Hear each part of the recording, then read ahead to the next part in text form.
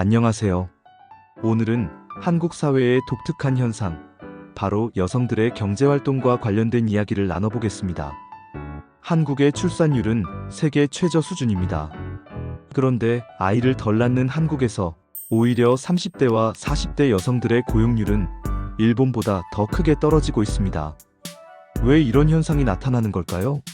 전문가들은 한국 여성의 고용률에서 나타나는 독특한 패턴, 이른바 M커브를 주목합니다. 한국 여성들은 20대에는 높은 고용률을 보이지만 30대에 들어서면서 급격히 감소합니다. 그러다 50대 이후 다시 고용률이 올라가는 모습이죠. 2023년 기준으로 25세에서 29세 여성의 고용률은 74.3%였지만 35세에서 39세 구간은 64.7%로 큰 폭의 하락을 보였습니다. 많은 여성들이 경력 단절을 겪고 있다는 의미입니다. 일본도 M커브 현상이 있기는 합니다. 하지만 한국만큼 30대와 40대에서 낙폭이 크지는 않습니다. 주목할 점은 일본의 합계 출산율이 1.3명, 한국은 0.8명이라는 사실입니다. 한국이 아이를 더 적게 낳는데도 여성 고용률 하락폭은 오히려 더 큰 것이죠. 그렇다면 이유는 무엇일까요?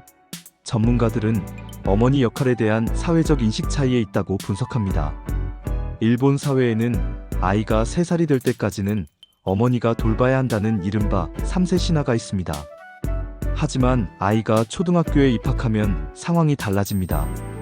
교육은 학교와 학원이 주도하고 어머니는 정신적 지지에 집중하게 됩니다. 그래서 많은 여성들이 파트타임 일자리부터 다시 경제활동에 참여할 수 있습니다. 반면 한국은 다릅니다. 어머니의 역할이 훨씬 오래 이어집니다. 대학 입시까지 자녀 교육을 책임지는 것은 물론 경우에 따라서는 자녀의 해외 유학까지 따라가야 하는 상황이 벌어집니다. 이 과정에서 기러기 아빠라는 독특한 가족 형태까지 등장하죠. 이처럼 어머니의 교육 부담이 지나치게 길게 이어지면서 한국의 30대와 40대 여성 고용률은 바닥을 찍게 됩니다. 대만은 또 다른 사례입니다.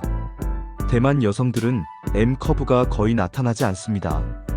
그 이유는 자녀 곁에 반드시 어머니가 있어야 한다는 규범이 존재하지 않기 때문입니다.